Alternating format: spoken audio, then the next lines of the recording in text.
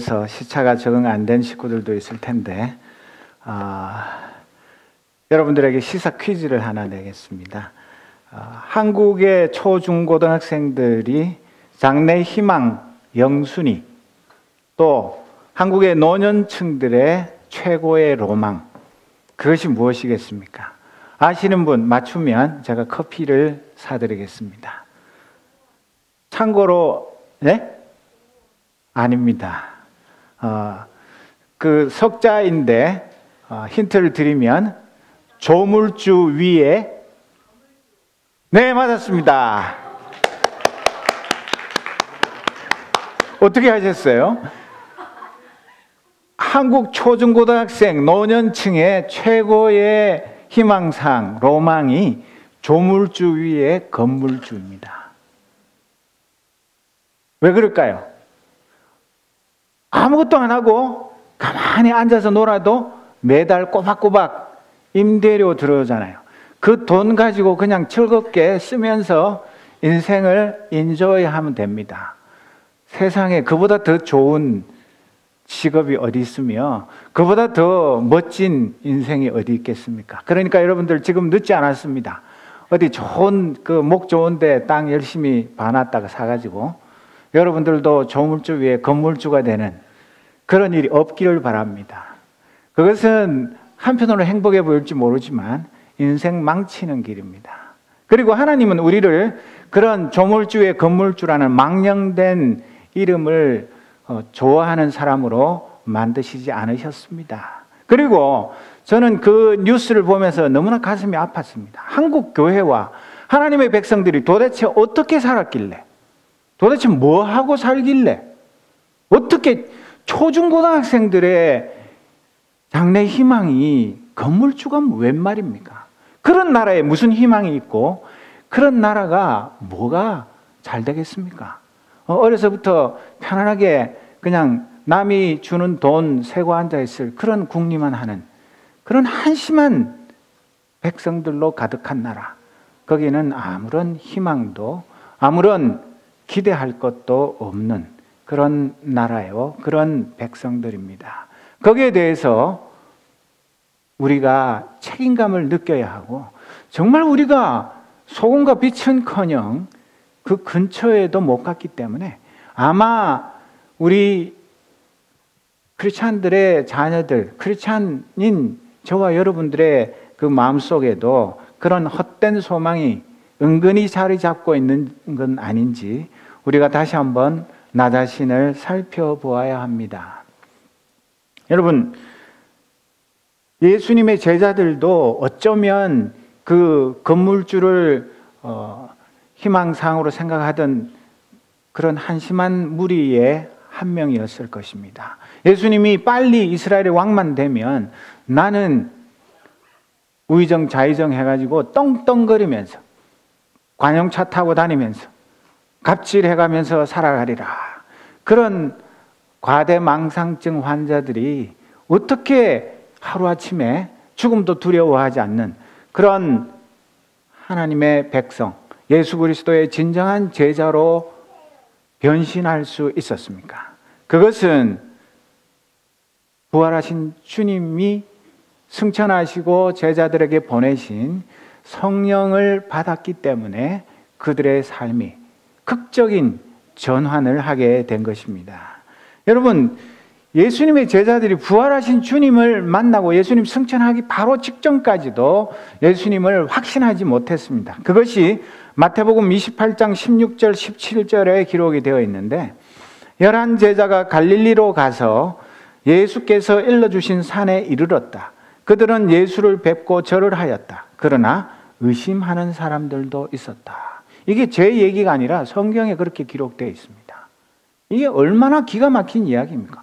부활하신 주님하고 한두 번도 아니고 몇 번이나 만나고 그분하고 같이 식사도 하고 그분과 얘기하고 그분의 몸도 만져보았으면서도 그러나 의심하는 사람들이 있는, 그것이 성령 충만한 사람과 충만하지 못한 사람의 차이인 겁니다.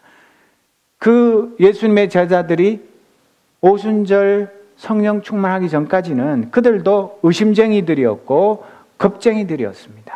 그들이 짧은 열흘 동안 마가의 다락방에서 밤낮으로 합심해서 기도하는 가운데 그들의 영혼이 성령으로 변화되어서 그들의 모든 인간적인 추악한 것들, 연약한 것들, 그들의 모든 인간적인 부족한 것들이 다 변화되어서 예수의 사람, 성령의 사람으로 바뀌게 된 것입니다.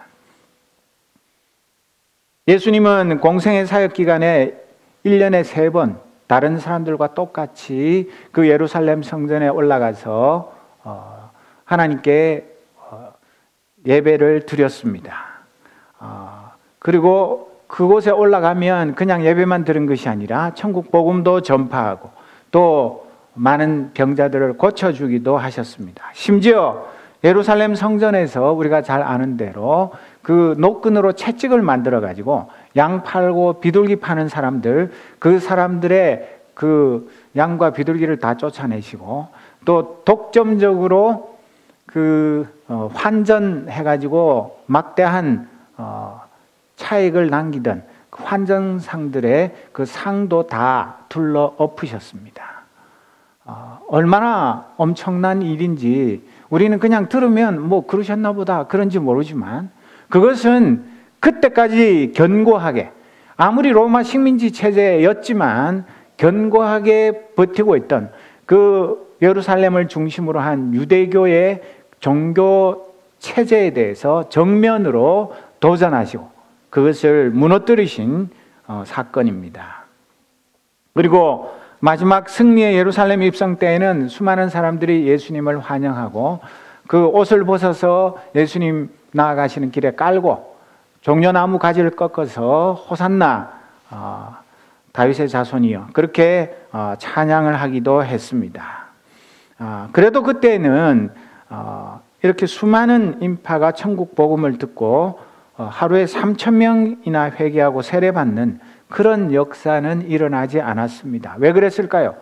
예수님이 베드로보다도 말씀의 능력이 없어서 그런 것이 아니라 아직 하나님의 때가 이르지 않았기 때문에 그렇게 된 것입니다. 신약교회가 성령 세례로 탄생하고 성령 충만한 제자들을 통해서 천국 복음이 선포되고 수많은 사람들이 회개하고 돌아와서 교회가 튼튼하게 세워져 가기 시작했습니다.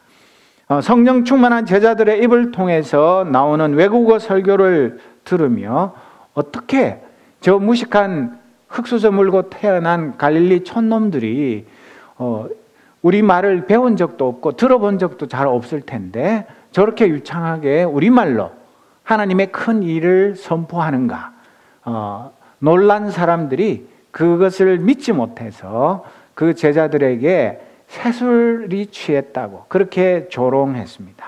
여기에 나오는 세술이라는 단어는 헬라어로는 글리코스라는 단어인데 원래 구약에 티로시라는 그 술 이름이 있습니다. 그것은 포도주를 담아서 1년 동안 밀봉해 놓았다가 1년 후에 꺼내서 마시는 술이 바로 이 티로시 또는 글리코스라는 술인데 영어로는 스윗 와인이라고 번역이 되는데 지금도 이스라엘에 가면 그 술을 판다고 합니다. 그런데 그 술을 마신 사람들이 술 주정을 하는 것이다 그렇게 비난을 했지만 베드로 사도는 그것이 아니다. 지금이 몇 시냐? 오전 9시다. 이스라엘 사람들은 3대 절기가 되면 보통 오전 10시까지는 금식을 했다고 합니다. 그러니까 물도 안 마시고 밥도 안 먹는데 지금 오전 9시인데 아무리 술꾼이라 할지라도 눈 뜨자마자 술부터 찾는 그런 일은 없다. 그리고 우리가 만약에 술이 취했다면 횡설수설하고 내 몸을 못 가누고 그렇지 이렇게 논리정연하게 하나님의 큰 일을 선포할 수가 있겠습니까? 그러니까 제발 우리의 얘기를 주목해서 들어주시기 바랍니다. 그렇게 말하면서 마침내 성령 충만한 그 베드로와 사도들을 통해서 천국 복음이 불을 뿜기 시작한 것입니다. 사도행전에는 19개의 설교가 기록되어 있습니다. 그런데 그 중에 8개의 설교가 베드로가 한 설교고 9개의 설교가 바울이 한 설교입니다. 이 베드로와 바울의 17가지 설교만 해도 사도행전 전체의 20%나 됩니다.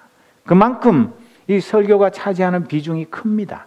그리고 스데반의 설교까지 포함하면 이 사도행전 전체의 25%가 성령 충만한 하나님의 일꾼들이 외친 설교로 채워져 있는 것입니다. 그만큼 이 천국 복음을 선포하는 이 말씀 선포가 중요한 것입니다. 미네트 드럼라이트라는 사람은 오순절 제자들은 10일간 기도하고 10분간 설교했으나 3,000명이 회개하는 역사가 있었다. 그러나 우리는 반대로 10분간 기도하고 10일을 설교에 힘쓴다. 그래서 초대교회와 같은 그런 역사를 체험하지 못한다고 말했습니다. 여러분, 그게 무슨 말이겠습니까? 우리는 기도는 너무 형식적으로 조금만 하고 말은 그냥 청산유수로 끝도 없이 하지만 그렇게 하니까 이 말씀에 능력이 없다는 것입니다. 저부터가 이 자리에 서기 전에 30분 설교하려면 이 말씀대로 하자면 30일 기도를 해야 되는데 그렇게는 못해도 더 많이 더 간절하게 기도하는 시간에 비례해서 성령의 역사가 나타난다. 그렇게 해도 과언이 아닙니다. 우리가 진정한 하나님의 백성이요 예수 그리스도의 참 제자가 되기 위해서는 성경도 많이 읽어야 되고 다른 건 많이 해야 하지만 가장 먼저 해야 할 일이 하나님 앞에 엎드려 기도하는 일입니다.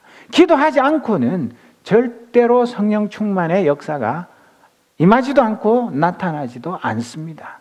우리가 복음 전도자로 사도로 선교사로 부름을 받았는데도 불구하고 판판히 실패하는 까닭이 내가 정말 목숨을 걸고 성령의 능력을 덧입기 위해서 성령 충만하기 위해서 기도의 영적인 전쟁에서 승리하지 못하기 때문에 우리가 힘이 없고 무력하고 싸우기도 전에 미리 꼬리를 말고 도망치는 그런 일들이 반복되는 것이 바로 여기에 그 근본 원인이 있습니다. 우리가 오늘 이 설교 후에 잠깐 볼 조지 뮬러의 기도, 잘 아시는 유명한 5만 번 기도의 응답을 받은 뮬러의 그 기도 생활에 대한 동영상을 보겠지만 여러분 목사든 권사든 뭐 집사든 누구든 할 것 없이 하나님의 택함을 받은 부름받은 하나님의 자녀들은 기도에 실패하면 모든 것을 다 실패합니다. 기도에 성공하고 승리하면 얼마든지 하나님의 능력을 덧입어서 지금도 하나님께서 우리를 통해서 이루고자 하시는 그 놀라운 일들을 틀림없이 이룰 수 있습니다.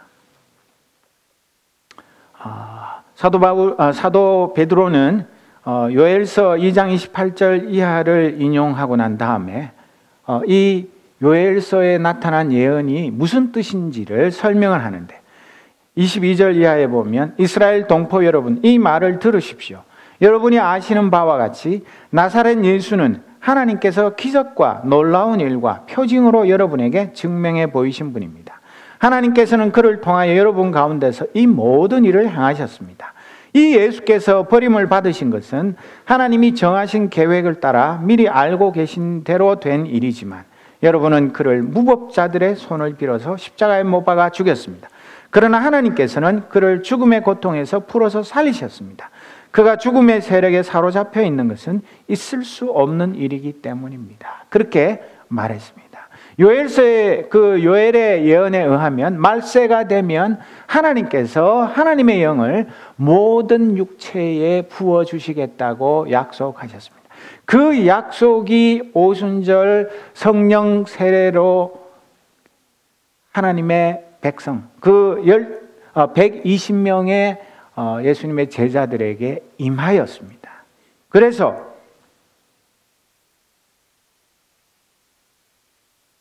나사렛 예수는 하나님께서 기적과 놀라운 일과 표징으로 여러분에게 이 나사렛 예수, 저 갈릴리 촌놈 무식쟁이 천출 예수가 바로 우리가 그토록 기다리던 메시아이심을 하나님께서 여러분들에게 친히 증명해 보이셨습니다. 그렇게 말하면서 이 예수님이 십자가에서 살찌고 피 흘려 죽으신 것은 힘이 없어서 로마 군인들에게 대항할 그런 군사력이 모자라서 그런 것이 아니라 하나님의 그 구원의 계획을 따라서 그렇게 스스로를 내어주신 것인데, 여러분은 그 예수님을 무법자들의 손을 빌어서 십자가에 못 박아 죽였습니다.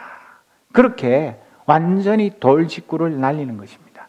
여기 모여가지고 오순절 저 먼 곳에서 와가지고 하나님 앞에 제사 드리고 예배 드리면서 내가 경건한 유대인, 내가 경건한 하나님의 자녀인 것 자부심을 가지고 이 자리에 모였는지 모르지만, 여러분들이야말로 하나님의 그 놀라운 구원의 계획도 모르고 하나님께서 친히 메시아이신 것을 증명해 보인 나사렛 예수를 무법자들의 손을 빌려서 십자가에 못 박아 죽인 살인범들입니다. 그렇게 이야기하고 있는 것입니다. 그들이 이 이야기를 들었을 때 얼마나 놀랐겠습니까? 아니, 경건한 유대인인 내가 메시아를 죽인 살인범이라고? 그게 도대체 무슨 얘기냐? 내가 언제 누구를 죽여? 누구를 미워한 적도 없는데 내가 예수님 죽이라고 고함 질렀어? 예수님 십자가에 못 박으라고, 바라바를 대신 풀어주라고 내가 악을 써댄 사람이야? 내가 뭐 예수님 십자가 달려 돌아가실 때 가서 너도 한번 그 십자가에서 내려오면 내가 메시아인 거 믿을게, 그러니까 내려와봐, 그렇게 내가 조롱한 사람도 아니고, 내가 왜 예수님이 십자가에 달려 돌아가신 그 일에 내가 살인범이라니 도대체 그게 무슨 이야기인가? 아마도 엄청난 충격, 전율 가운데서 그 이야기를 들었을 것입니다. 그러나 하나님께서는 그를 죽음의 고통에서 풀어서 살리셨다. 여러분들이 죽인 그 예수님이 그저 무덤 속에 묻혀서 모든 것이 끝난 것이 아니라 하나님께서 그를 다시 일으켜 부활시키셨다고 말하는 것입니다. 그는 결단코 죽음의 세력에 사로잡혀 있을 수 없는 분이기 때문에 하나님께서 예수님을 부활의 첫 열매를 삼으셨다. 그렇게 이스라엘 백성들에게 담대하게 선포하는 것입니다. 여러분, 그 이야기를 듣던 이스라엘 백성들이 충격받은 것만큼은 아니지만, 내가 처음 예수를 믿기 전에 내가 뭐 그렇게 큰 죄인도 아니고 내가 무슨 그렇게 죽을 죄를 지어서 내 대신 누가 대신 죽어야만 내가 살 수 있는 그런 엄청난 죄인이라는 거 생각도 못하고 살다가 이 구원의 진리를 듣고 배우고 깨닫고 알게 된 다음에 얼마나 놀라셨습니까? 아니, 내가 그렇게 끔찍한 죄인이야? 내가 2000년 전에 예수님 죽인 살인범은 아니지만 나도 그 자리에 있었으면 이 베드로의 설교를 듣는 사람들과 똑같은 무리 중에 한 명이었을 것인데, 나 같은 죄인을 살리기 위해서 하나님의 아들이신 예수님이 꼭 십자가에서 대신 죽으셔야만 내가 구원을 얻고 영생을 얻을 수 있는 그런 끔찍한 죄인이었는가?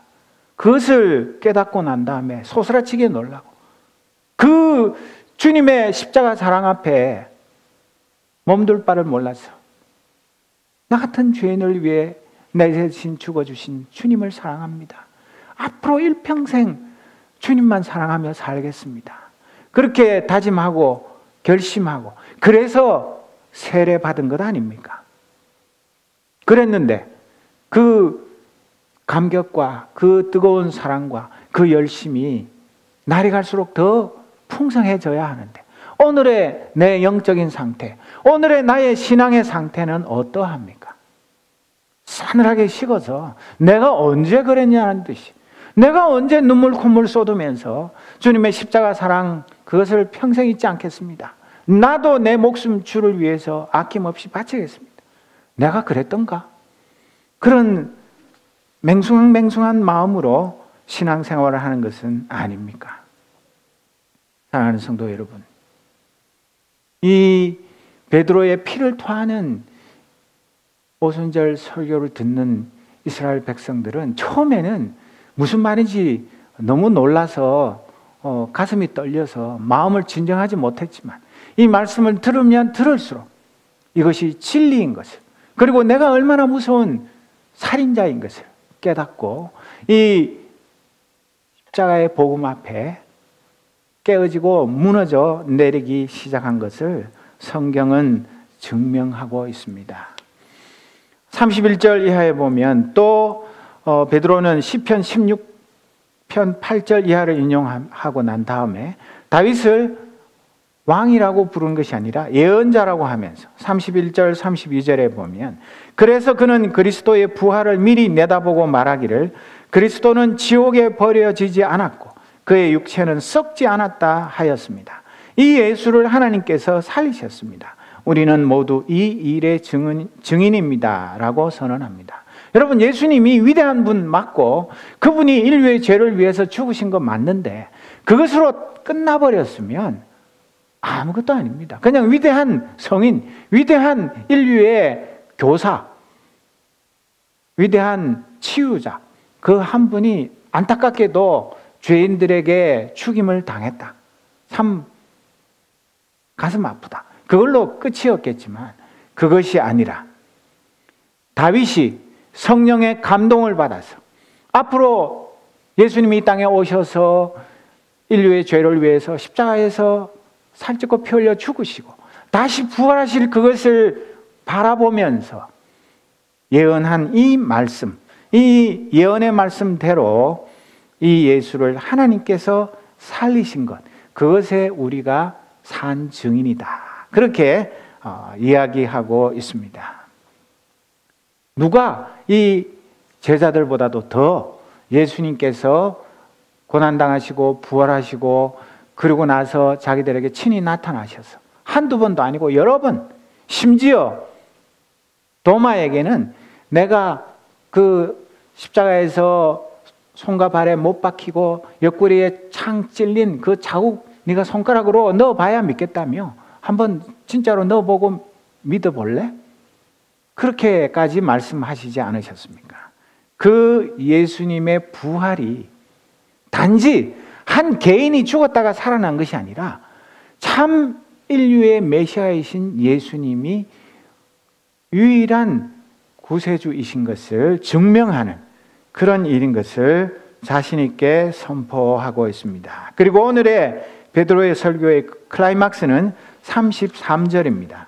33절을 보면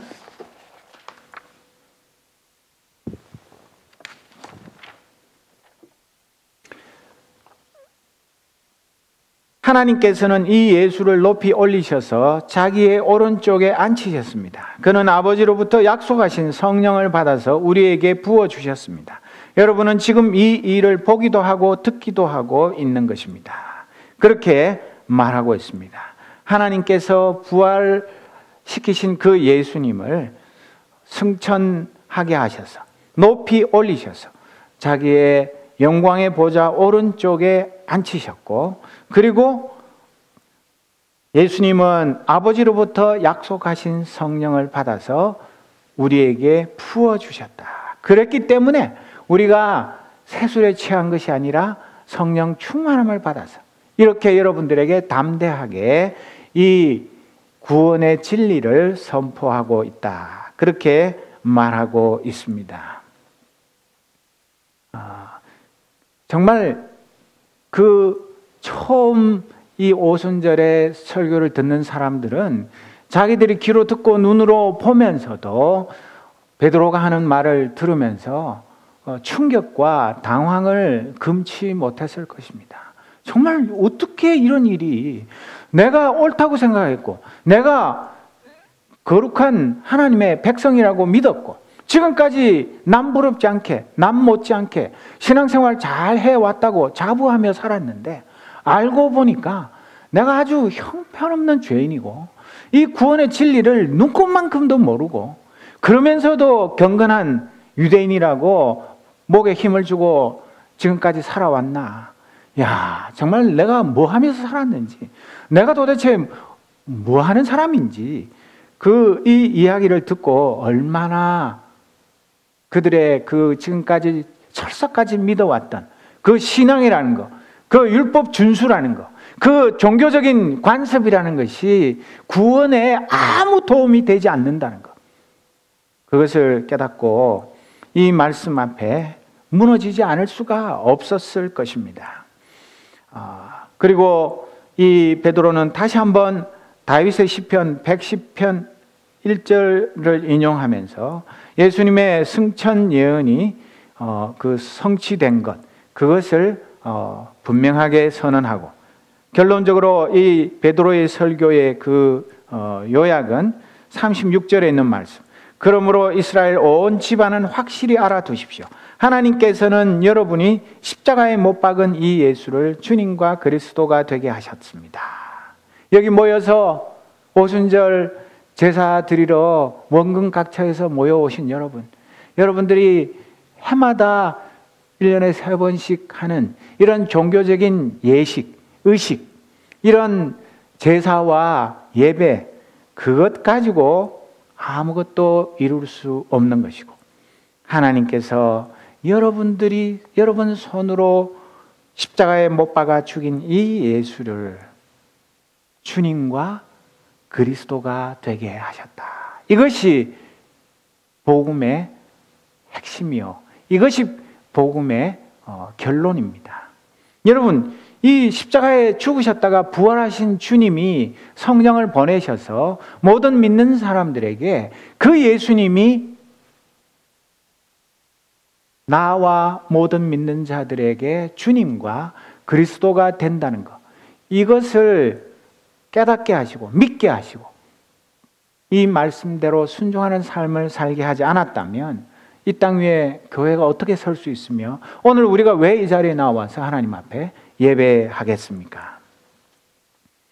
이것은 갈라디아서 3장 13절 14절에 이 말씀을 보다 더 선명하게 증언하고 있는 사도 바울의 말씀이 기록되어 있는데, 그리스도께서 우리를 위하여 저주를 받은 사람이 되심으로써 우리를 율법의 저주에서 속량해 주셨습니다. 기록된 바 나무에 달린 자는 모두 저주를 받은 자이다 하였기 때문입니다.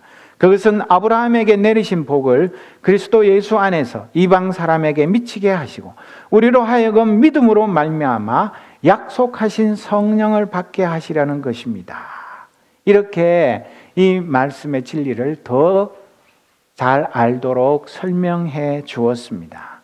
예수님께서 이 십자가에서 저주를 친히 당하심으로 인해서 우리가 아브라함에게 약속하신 그 하나님의 복을 받고, 우리는 이방인이고 택함 받은 선민도 아님에도 불구하고 우리가 하나님의 자녀가 되고 믿음으로 약속하신 성령을 받아서 이렇게 하나님의 은혜 가운데 살아가게 된 것, 이것이 얼마나 놀라운 은혜요 축복입니까?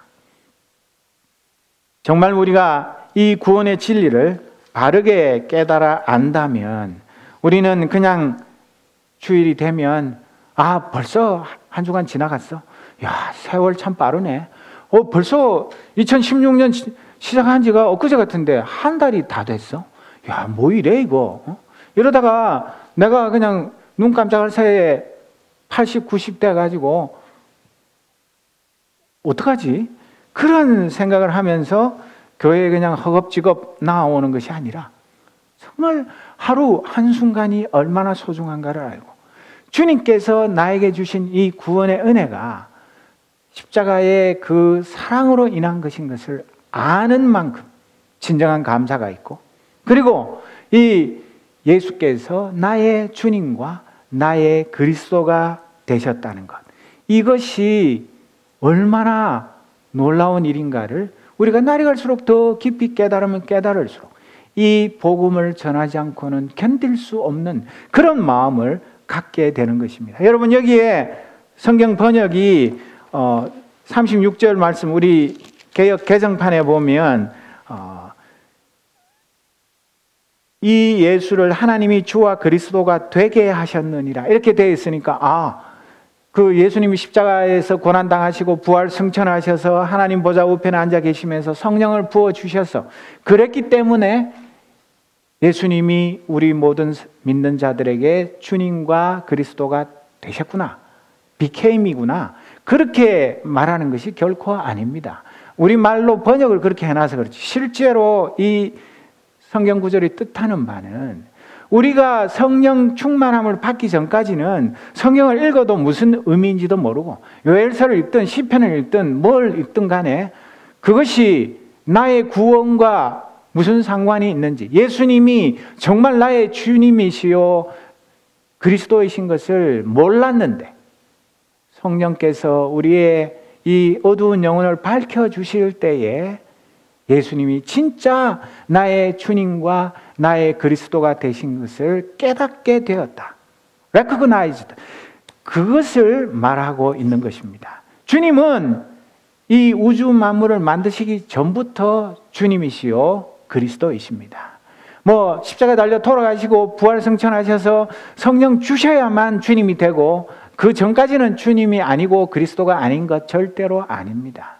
그러나 이 성경을 지금도 안 믿는 사람들, 불신자들, 무신론자들, 타종교인들도 많이 읽습니다.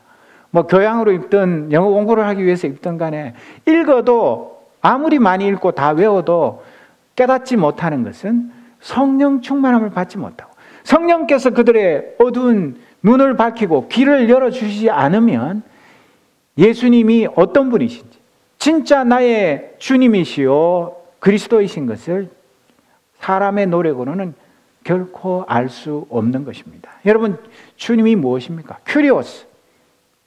영어로는 The Lord라고 번역되는 이 주님, 주, 이 무엇입니까? 나의 주인, 내 생명과 재산과 지식과 건강과 나의 삶 전부의 주인이 내가 아니라 예수님이라는 그 신앙 고백이 주님입니다. 그런데 정말 내가 내 삶에 예수님을 나의 주님, 나의 왕, 나의 통치자 그렇게 믿고 그분을 왕으로 모시면서 살아가느냐, 그것이 문제인 것입니다. 우리가 예수 그리스도, 우리는 크리스찬이야, 그리스도의 사람이야 말은 잘하지만 우리 이 십자가에 못 박혀 돌아가신 예수님이 기름 부음을 받은 자, 메시아, 나의 구주, 인류의 구세주, 그것을 진짜 믿으면서 그분을 경배하면서 그분의 뜻을 따라 살기를 기뻐하면서 그렇게 사느냐 아니냐, 그것이 문제인 것입니다. 우리가 말로가 아니라 우리의 삶을 통해서 예수님이 나의 주님이시요 나의 그리스도이신 것을 날마다 고백하며 증명하며 사는데도 불구하고 이 세상 사람들이, 이 어린 초등학생이 자기의 장래 희망이 건물주라면 말이 되겠습니까? 그렇게 많은 교회가 있고 그렇게 많은 크리스천들이 있고 그렇게 많은 복음 전도 집회가 있고 온갖 일들이 다 있는데도 불구하고 겨우 인생의 소망이 건물주라니요. 그것은 그 사람들이 한심한 것이 아니라 우리 하나님의 백성들이 잘못 살았다는 확실한 증거입니다. 우리가 어떻게 살았으면 그런 한심한 얘기가 뉴스에 버젓이 나오겠습니까? 내가 주님보다도 이 세상의 돈과 권력과 쾌락을 더 사랑하기 때문에 이런 어이없는 일들이 날마다 벌어지고 있는 것입니다. 여러분, 고린도전서 9장 16절에 있는 말씀, 내가 복음을 전할지라도 그것이 나에게 자랑거리가 될 수 없습니다.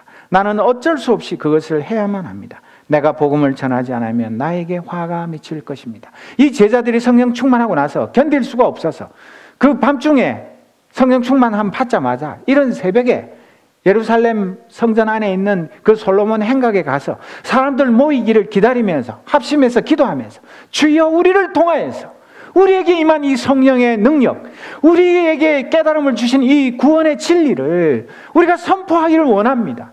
우리가 전하지 않고는 견딜 수 없는 마음으로 이 자리에 모였습니다. 우리의 입을 열어서 주의 복음을 전할 때 성령께서 우리에게 임하신 그 은혜를 듣는 모두에게 부어주옵소서.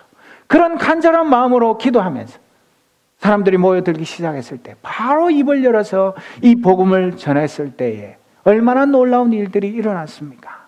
그들이 그러했을진데 정말 우리가 이 세상에서 성령 충만한 예수의 제자인가 아닌가 하는 것은 다른 것으로도 여러 가지 우리가 측정할 수 있지만 가장 확실한 증거 중에 하나가 우리가 누구를 만나면 저 사람이 학벌이 어떻게 되는가, 재산이 얼마인가, 지위가 어떻게 되는가, 내가 저 사람과 가까워지면 어떤 유익이 있겠는가, 그런 것이 아니라 저 사람이 예수 믿는 사람인가 아닌가, 저 사람이 아직도 구원의 진리를 알지 못한다면 내가 어떻게 하든지 저 사람에게 이 복음 전해서 천하보다 더한 이 영생의 진리를 전해 주어야만 하는데 하나님 나에게 성령 주셔서 저 사람의 마음문 열어주시고 나를 통해서 이 구원의 진리가 전파되게 하옵소서.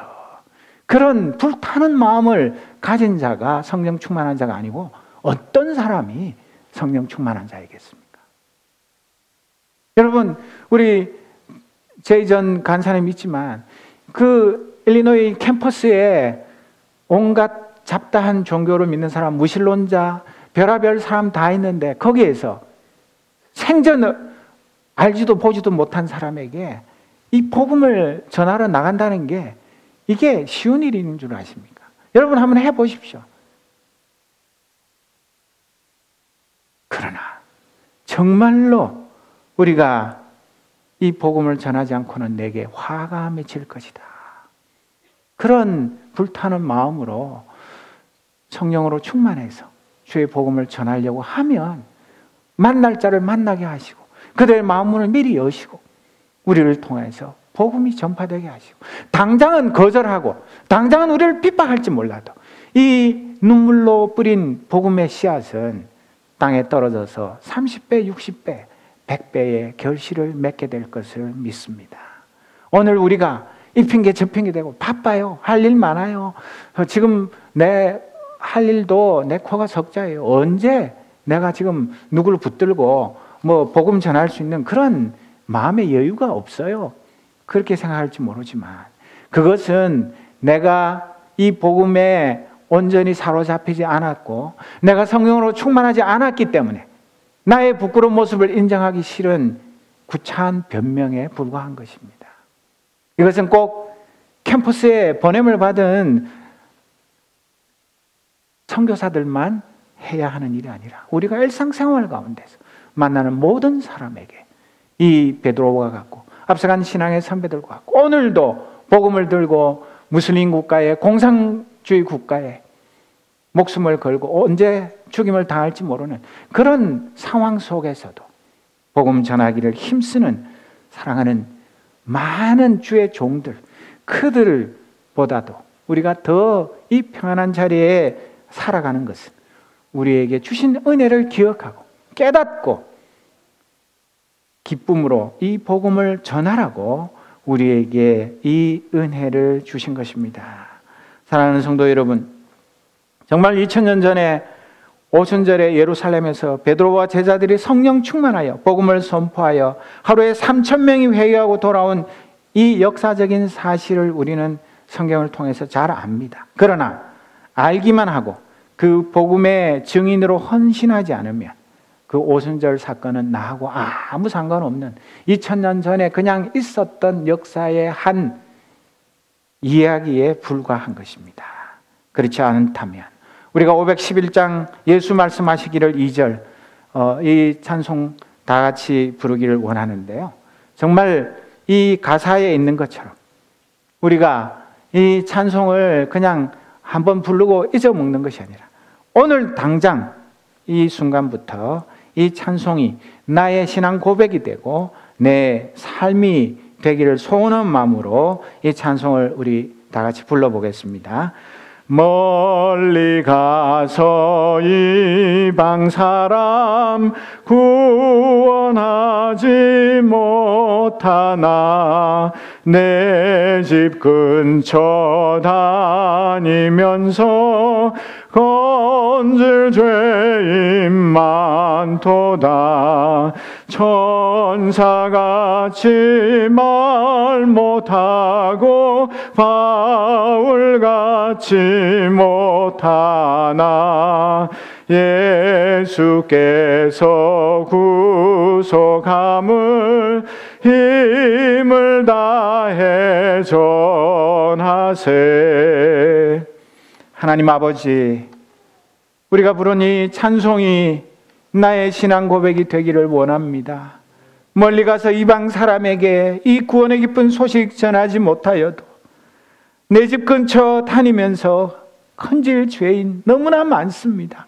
아버지 하나님, 우리가 천사같이 바울같이 말 못하여도 우리의 마음속에 성령 하나님 살아계셔서 이 복음 전하지 않고는 견딜 수 없는 마음을 주옵소서. 성령 충만을 사모하는 열심을 주옵소서. 우리 모두가 성령으로 하나가 되게 하셔서 예수 증인으로 소금과 빛으로 살아서 내가 변화되고 우리의 가정이 변화되고 우리의 소그룹과 우리 교회가 먼저 변화되어 성령의 공동체가 되게 하옵소서.